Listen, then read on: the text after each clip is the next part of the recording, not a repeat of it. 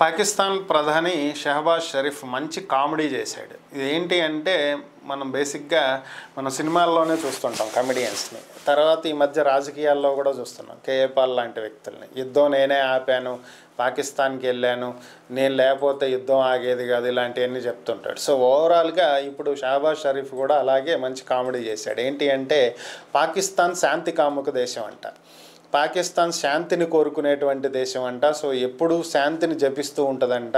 కానీ తమ దేశం జోలికి వస్తే మాత్రం ఏమాత్రం సహించదు, ఊరుకోదంట. అందుకనే భారత్ తమ దేశం మీద దాడి చేస్తే తిరిగి దాడి చేయాల్సి వచ్చిందంట. లేదంటే ఎంతో ప్రశాంతంగా శాంతియుతంగా ఉండేటువంటి దేశం అంట. ఇది నిజంగా కామెడీ కాకపోతే ఇంకేంటి. దీంతో పాటుగా ఆయన మరొక విషయం కూడా ప్రస్తావించడం జరిగింది. ఏంటంటే భారత్ పాకిస్తాన్ మధ్య 3 సార్లు యుద్ధం జరిగిందని, అయితే ఈ 3 సార్ల్లో ఇటు పాకిస్తాన్ కానీ అటు భారత్ కానీ సాధించింది ఏం లేదని, సో ఓవరాల్గా అటు ఇటు ఎంతోమంది ప్రాణాలు కోల్పోవటం, రక్తపాతం తప్ప మిగిలిందేం లేదు, ఒరిగిందేం లేదు, సాధించింది అంతకంటే ఏం లేదు.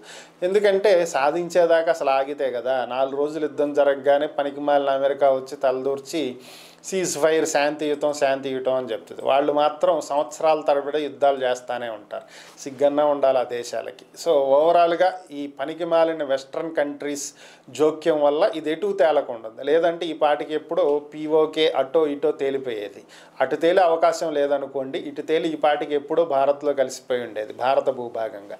ఇప్పటికీ మనం భారత భూభాగంగా చెప్పుకుంటున్నప్పటికీ కూడా మన చేతుల్లో లేకపోవడం మన దురదృష్టకరం. దాన్ని పాకిస్తాన్ 2గా విభజించి పీఓకే అని మనం చెప్పుకునేదాన్ని వాళ్ళు గిల్గిట్ బల్జిస్తాన్, ఆజాద్ కాశ్మీర్ అని చెప్పి 2 భాగాలుగా పరిపాలిస్తున్నటువంటి పరిస్థితి. ఓవరాల్గా ఈ 3 యుద్ధాల్లో సాధించింది ఏం లేదని చెప్పిన మాట అయితే కొంతవరకు వాస్తవమే కావచ్చు. కానీ పాకిస్తాన్ శాంతి కాముక దేశం అని చెప్పిన కామెడీ మాత్రం నిజంగా కామెడీయే.